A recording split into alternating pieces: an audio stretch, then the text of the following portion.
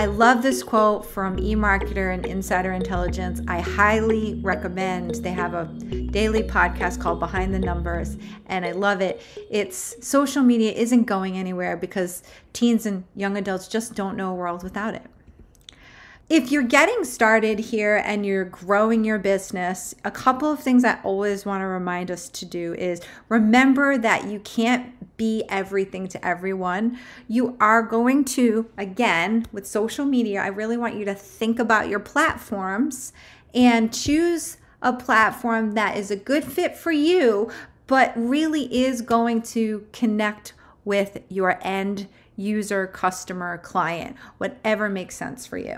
Plan out your content. This is one thing that I will say when we talk about all of these platforms, when a little further down our presentation, we're going to talk about influencers, right? But influencers, people, we don't just throw this stuff out there, right? We think it through. Like, what are we trying to accomplish in our business goals? Think about that with your planning your content. Leverage and reuse your content. So if you are, and one great thing is if you're getting into video, we're going to talk about how that's growing. You can absolutely reuse that. As you heard today, you're going to get a copy of the presentation. So will I. It will get cut up and a clip will show up somewhere on LinkedIn, maybe somewhere else on Instagram. Definitely remember to leverage and reuse your content.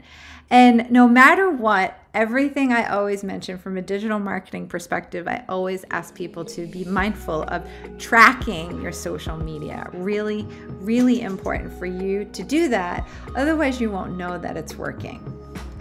And make sure that you're looking at your social data. What does that mean? So that means that inside of each platform, you have information about who follows you, what people are looking at, their demographics. Make sure it aligns with the potential client or customer that you're trying to target.